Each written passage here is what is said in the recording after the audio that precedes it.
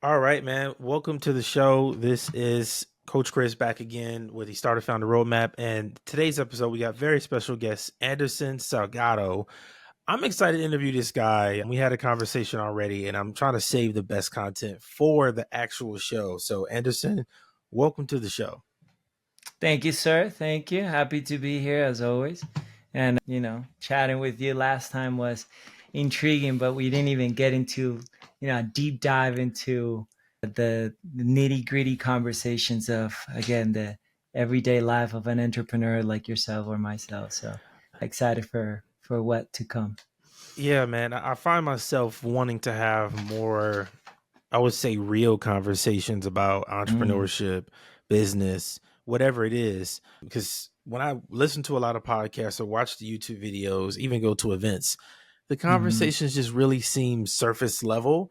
And it's not really talking about the real experiences, the good, the bad, the ugly of being an entrepreneur. So, up into your entrepreneurial journey so far, what has been your like favorite moment, like the thing that you just will never forget? What's been that one thing for you? In truth and all honesty, God has a very funny and particular sense of humor.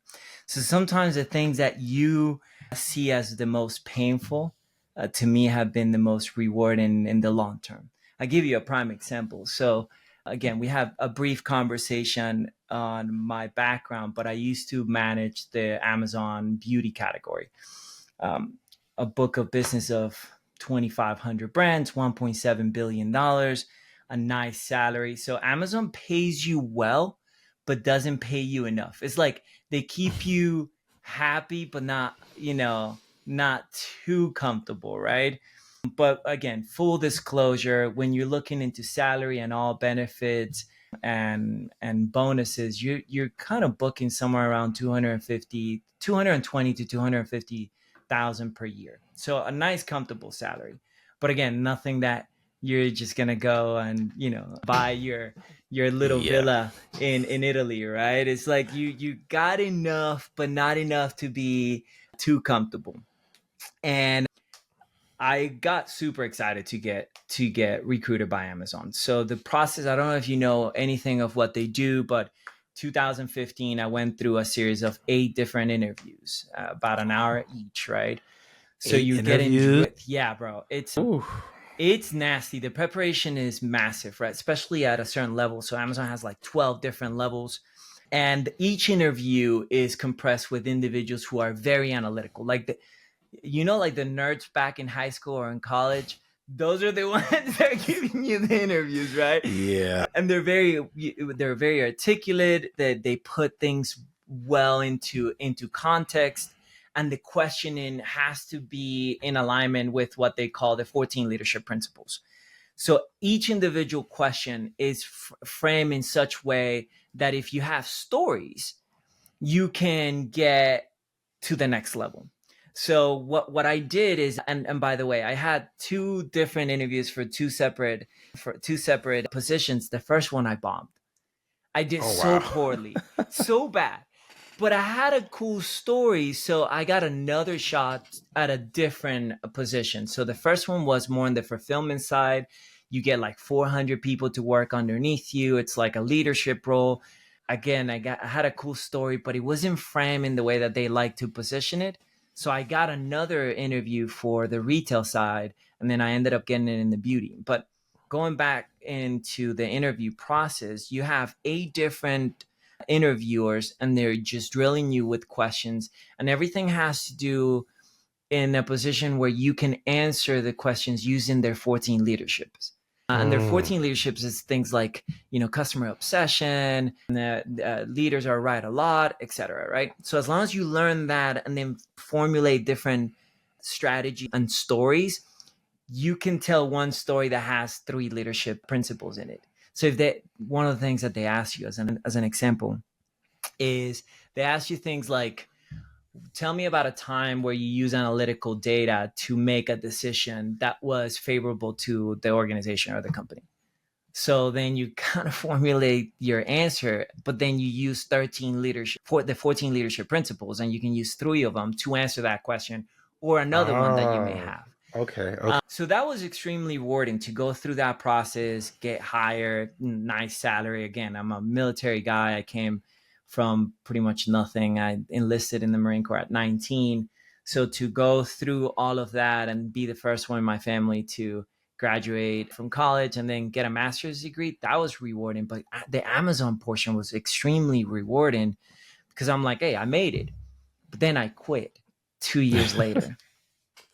And that's a crazy It's a move crazy path. because Yeah, it's a after risky move. oh my god, because after going through 8 interviews, I would think it would be something where like I got to be here for at least 5 years Right. minimum.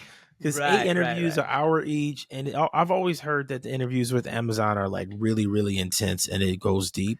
So I have to know what made you leave Amazon, like something that you coveted so much that you went through so much to get. What made you leave that position? Yeah, the process where I was working with beauty brands. By the way, I didn't know anything about beauty, right? I came from the military, then I did government contracting, I got my MBA. But what Amazon does is they don't place industry leaders in a position. What they do is they don't hire based on industry. They hire based on capabilities.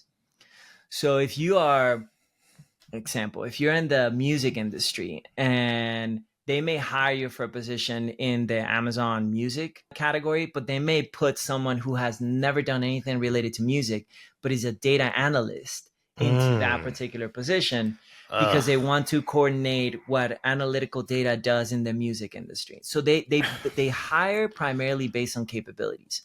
The Mhm. reason why I quit is because I helped a brand while I was on Amazon to excel, go from 13 million to 22 to 35 in the process of 2.5 years. And I saw them exit for 400 million. And me very naively, but again, with a level of risk and adventure, I said, I'm just going to do that outside of Amazon. Because when you do it on Amazon, right, it's rewarding, but then you just move into the next task. It Yep. isn't, there isn't anything where I can go and say, hey, I helped this brand do X, Y, and Z. And Amazon's like, yeah, that's your job, right? And that's within the parameters of your position. So there isn't anything where you can go and boast about in the near future other than saying you work for Amazon. But at the end of the day, they're going to switch you from positions in 18 months. So Amazon does every time that you go in a position, 18 months later, they switch you somewhere else so you don't become a subject matter expert. So it's not people Ah. dependent, it's process dependent. So they don't depend on any personnel, they depend on the process that that personnel has built. It's a So it's a it's a very interesting community and company, bro. It's insane. I don't think that's necessarily terrible though. I kind of like the idea of having a lot of people that are brought in based on their skill set and not because I think when you label it to just experience in one particular field, that's when it gets really, really hard to fill positions because it's Right. only so many people that have experience at this really high level that are doing this. Right. But Right. if we more so focus on people that have skills to get this job done, we have a multitude of people to choose from. And then I think it Mm-hmm. makes it easier for newer people to break into things Mm-hmm. versus you're only looking for people that have been doing it for 5 or 10 years. So that kind of 100%. makes sense to me. 100%. I treat it as as the following analogy, right? Let's say hypothetically you are a track coach, right? And you can apply this to any leadership position in any level in any company. But let's say that you are a track coach. So you're scouting for kids to go and be part of your tracking team to go and be, again, state champions. And then you have two kids.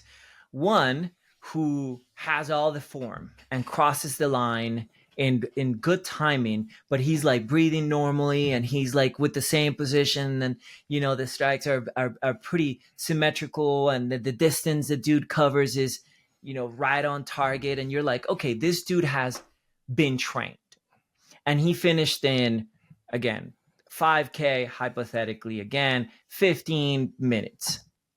And then you have this kid right behind him who finishes in like 15:05, and he's dying. He's dying. He doesn't know the breathing, and he just got and finished that end line, or he crosses the line, and you're like, man, this dude is dying. Which one do you get to your team? The guy who just finished, flawlessly with the right rhythm and the right breathing mechanics and everything else, or the guy that is dying? A question to you. I mean, it's funny because I think you can choose both. Because the first one Mm-hmm. is the guy that finished with no problem, and you can see he get the job done easy. Like I'm Right. bringing him on my team because he clearly proved himself that he got it. He got what's Right. necessary. But Right. I like the guy who finished second because even though you're exhausted, even though it was hard for you, you still figured it out. I have a respect for those kind of people who can go through that hardship and the difficulties, even That's with right. something like running a mile, and they still get the That's right. job done. Because that person, if they have that dedication to finish the mile there, you could probably teach them a lot of other stuff. It's just that heart, you can't teach that. You can't teach that. Well, here's the thing. You're right. The grit, the heart, he's also not trained. And he finished around the same time as the other guy who's trained. So Mm, the question is, what is the potential of the second guy who has not been taught anything and he doesn't know the mechanics? If I teach him something, this dude got similar timing as the other one and he was dying, but he hasn't been trained on the matter. So, like, if you're looking at two different candidates, that's the Amazon methodology, right? They hire on capabilities. So if they see a capability in you and you have the ability to finish that race in 15.5 or 15 minutes and 5 seconds, and the other guy who just came flawlessly and he has all the accolades and the repertoire and the experience, but he kind of got the job done, that dude is going to jump into something else yeah. versus the other guy just put his heart and soul into that particular position to finish at 15:05. So that's the mindset, right? And to me, I grabbed that same mindset. Is like, I got the capability, I got this job. Yeah, I've done it for two years and some change, and I was able to go from nothing to helping a brand get acquired for 400 million. I'm just gonna do it on my own. People thought I was crazy, bro. I Like, bet. like my family was, why? You're gonna go and leave a job security, right? Because there's no job security, but job security that you worked so hard to get, that you had to have certain, again, degrees and pedigrees to get it, and you're just gonna leave it? I'm like, I know, but I just know the potential. The potential out there is so much bigger. Even though I'm gonna struggle at first, the potential on the outside is going to supersede any opportunity that I have on the inside. So that was my thought process. I started with just one brand. I was, again, financially struggling from going to a nice salary of 250 to now making 40 or 50,000 a year again. Again, my family thought that I was insane, but to me was, what is the plan? And if the plan is to work for a company for 5 years and or be at risk that they're going to fire you at some point, I'm still putting 80 hours a week. I'm giving this company all I got, and then I'm going to be switched positions anyways. So there is no job security. I'd rather do it Yeah. on the outside and not have that job security, but find the freedom and the love of the art of doing something new than doing it for somebody else. So that's my thought process. At first, I'm like, oh, man, I think I made a mistake. But as it plays out year after year, I go, okay, I get it. I know why I did that, and I know God put me in that path, so I wouldn't be constrained into, again, that company that could have fired me 2 months later. I don't know, but again, that's a risk I took. I have to say, I like how you proved yourself at the job first before you went and started the business. I've talked to a lot of entrepreneurs who jump, even me myself, I jumped into entrepreneurship, in my opinion, a little too fast because I've been doing this Mm, since middle school days. So sure. as the internet took off, online business took off, I decided I need to just jump 2 feet at first into this. And I like how you were smart enough to stay at the job and you proved yourself there first. And after you got that proof, you were like, all right, that's enough. And I'm gone. So in that first year to 2 year frame that you're out of Amazon, you're doing your own business. Like, what was that experience like? Terrible. Terrible. So I left Amazon 2018, and again, at the beginning was just one brand. I was able to recruit one brand, And I was just working with that one brand, put in again the same amount of time, 80 hours a week, working from a little office in Seattle. My kids at the time were sharing a bedroom. Again, going from a nice little salary to an apartment where both my boy and my girl were sharing a bedroom. They were still little, so it didn't mind. And I'm working in this pretty much closet, and yeah, we've heard it over times. Like, okay, this guy went and he was in the garage, or like he was sleeping Yeah. from his car. All those stories are nice because then they build up, and when you see the guy who has now a lot more than what he used to have, and you're like, okay, he did something, but he was, man, he was lucky. I mean, he Yeah. can't, he paid, somebody paid for his college, or somebody, well, the Marine Corps paid for his postgraduate degree. I'm like, well, yeah, but like I had to pay. So everything comes, I see things like in a very analytical way in ones and zeros, right? So it's inputs and outputs. So the reason why I was terrible is because while you live it and you're like, man, I'm maxing out my credit cards. I got all this crap on top of me. I got, I'm living in Seattle, a very expensive city. At the time, I had a Lexus. And because, again, I had a very nice job at Amazon, I'm like, yeah, I'm going to treat myself and buy a Lexus. And then after I leave Amazon, I said to myself, I can't even pay for this, this Lexus, right? So I sold the Lexus. I think I even lost money on that transaction, and I was Wow. just taking the bus. Bro, it was bad. I remember it like I bought a bike, and I would just go anywhere around the city in Bellevue, Seattle on my bike. My ex-wife at the time had a vehicle, so we would use that. But anytime that she's driving the kids to school or anything like that, I was on my bike. And it wasn't as bad looking back into it. But while you're in it, I mean, I'm sure that you have some entrepreneurs right now Yeah. that listen to your show, like, bro, I just need some light at the end of the tunnel.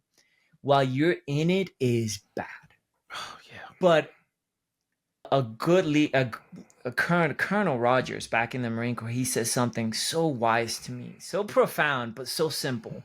He said, at the time I was going through some issues with some of my Marines, and some of the mission wasn't clear enough. And, I'm expressing this to leadership. And he said the following. He's like, Marine, if you're not getting shot at, if you're not shot or getting shot at, everything will be okay. This is the Mm. same analogy as this too shall pass, right? And dude, I just sat back and I said to myself, he's right. I mean, I'm here complaining about a mission that we haven't even gotten into.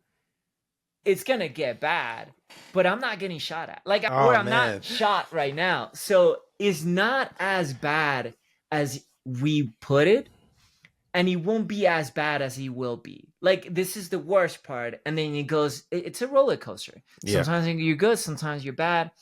But I think, to answer your question, it was very degrading. I saw it as a degrading, phase in my life, where I'm like, man, I had a nice salary. I worked for a good company. I had all these things.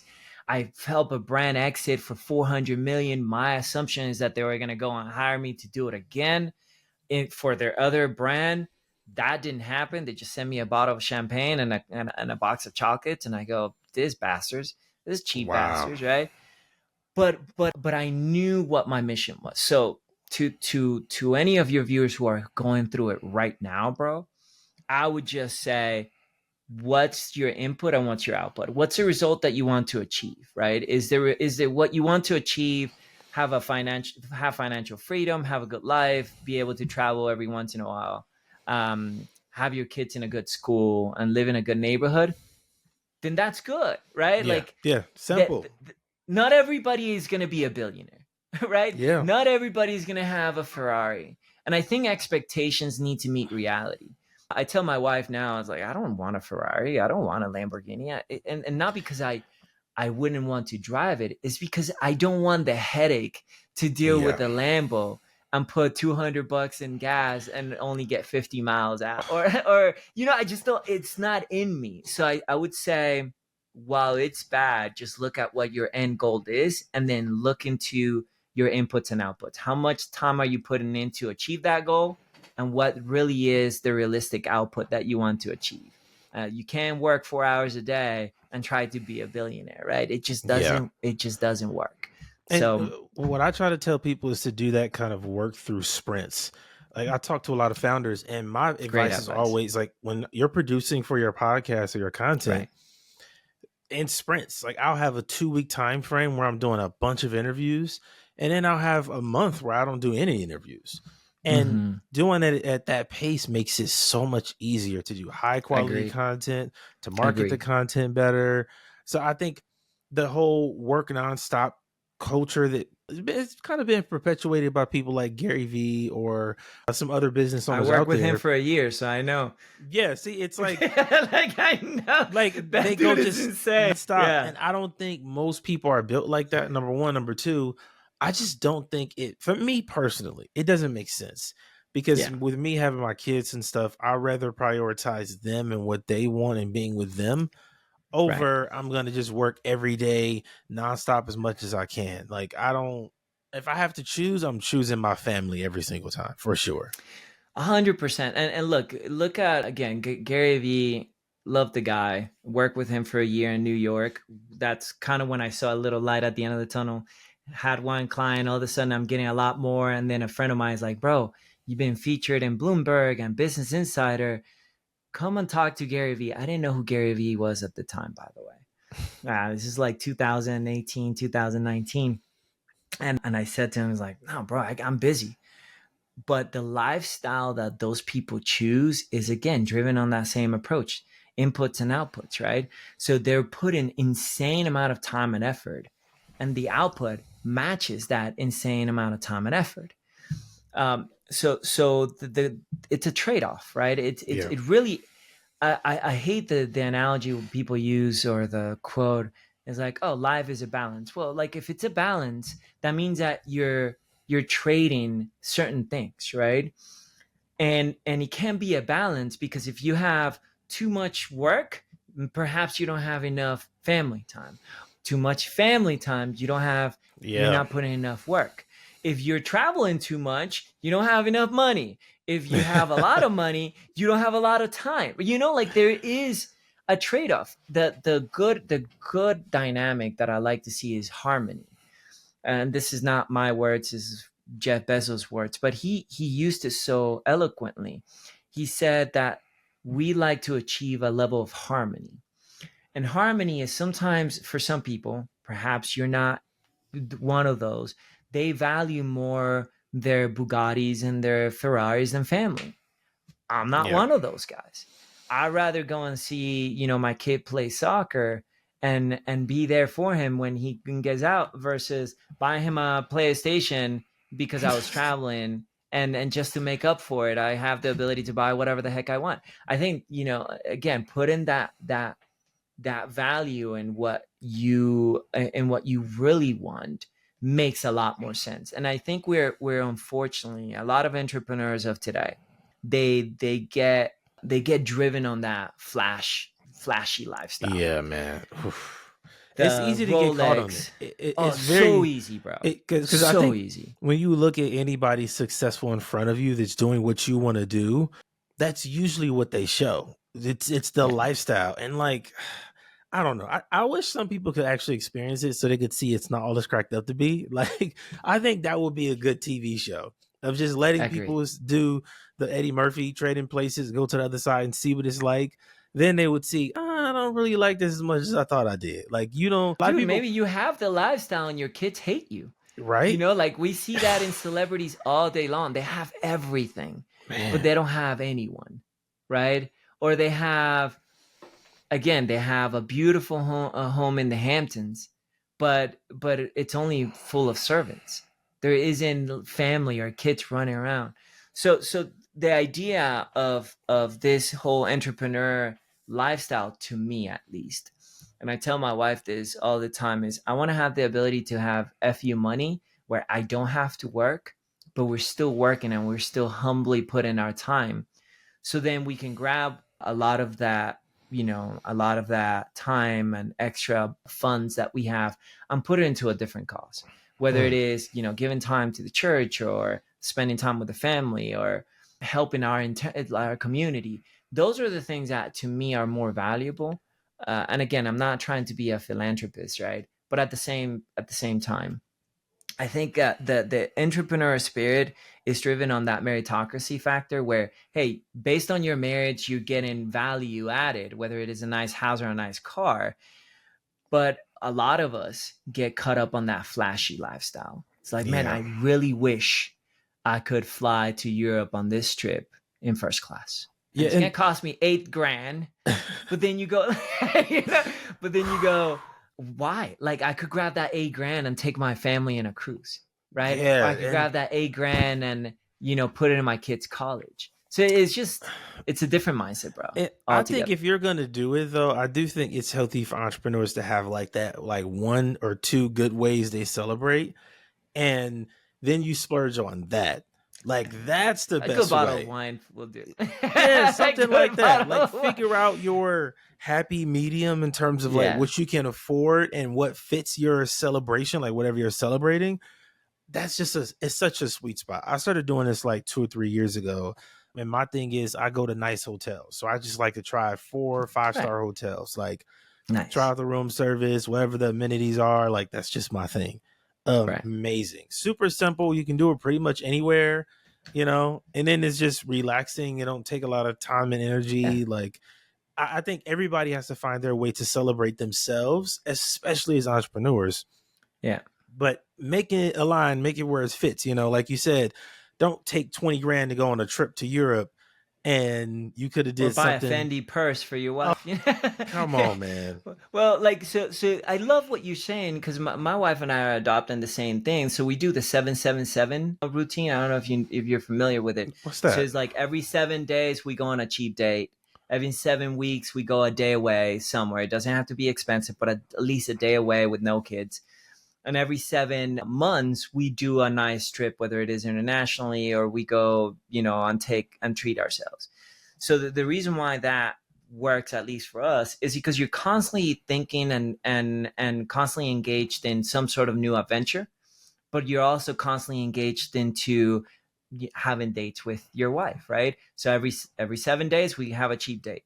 So we'll go to the park, we'll go to the movies, and we'll go have a drink and watch the UFC. We do something together that doesn't involve anybody else.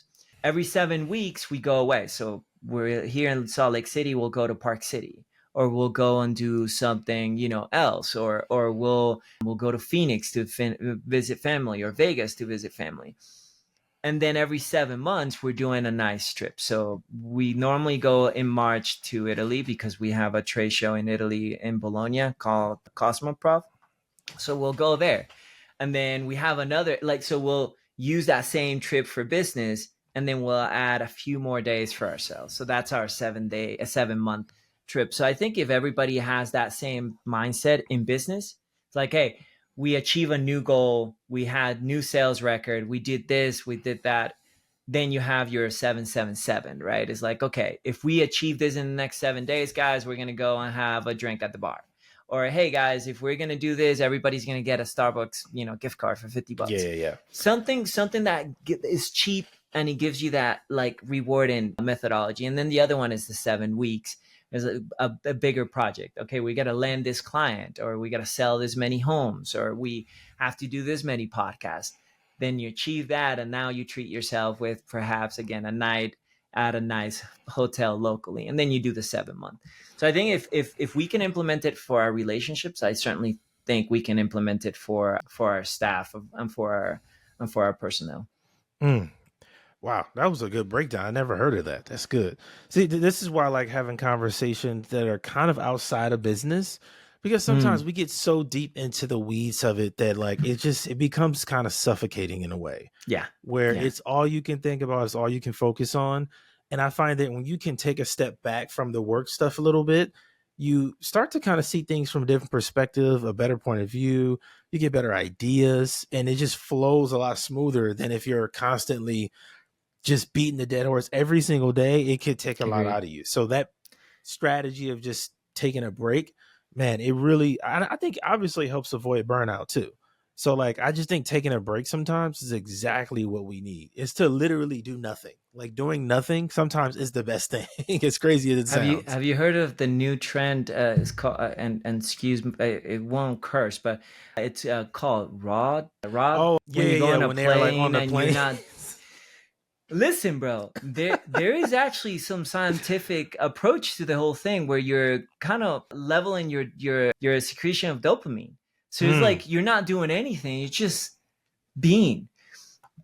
We need that, man, whether it is a walk in nature or take the dog for a walk or just a picnic at the park, something where you're just completely away from electronics and emails and text messages. I think we need it, and I agree with you. Sometimes you just need to deviate from the whole saturation of business content. I watch so much of it that sometimes it's like, man, this dude is saying the same thing, yeah. or he's just like, oh, it's like the way that you do 10K a month is by blah blah blah. Bro, sometimes you just need to stay within your parameters. Like if my grandpa used to always say, "Hey son, you want to sell milk? Sell milk. Be the best milk salesman there is. You'll make it." Like That's if simple. you think about from that perspective, it's like, bro, I've seen friends who are in the construction business today killing it. Like absolutely killing it. I see a buddy of mine who's a plumber. Kill this. He's like, bro, I got too much work. So I'm like, okay, there is a level of put in again the effort, inputs and outputs. It doesn't always have to be this grandiose idea of how they portray it online and Man. podcasts. Sometimes you just gotta get to work, put some extra hours, think outside the box, and cut your expenses a little, and you'll be all right. Right. So man, this was such a good conversation. Thank you, Anderson, buddy. let people know where they Likewise. can find you and support what it is that you're doing. So I am in Trisbell.com. So Trisbell. It's a combination of my two kids, Tristan and Bella. So Trisbell.com. You can email me, Anderson@Trisbell.com. You can also go into our website and there's some forms in there if you ever want to work with us. We primarily focus on Amazon optimization, branding, and sales again on e-commerce. We have a few other projects. I'm away as much as possible from social media. I think it's a distraction. So I Mm. recently deleted my entire IG account and it's liberating, my friends. So again, if you want to get a hold of me, primarily go into the website and fill out a form or email me directly. And yeah, happy to work with anybody that is part of your show. All right, man. Thank you for being here. Such an amazing guest. Thank you, buddy. I appreciate your time.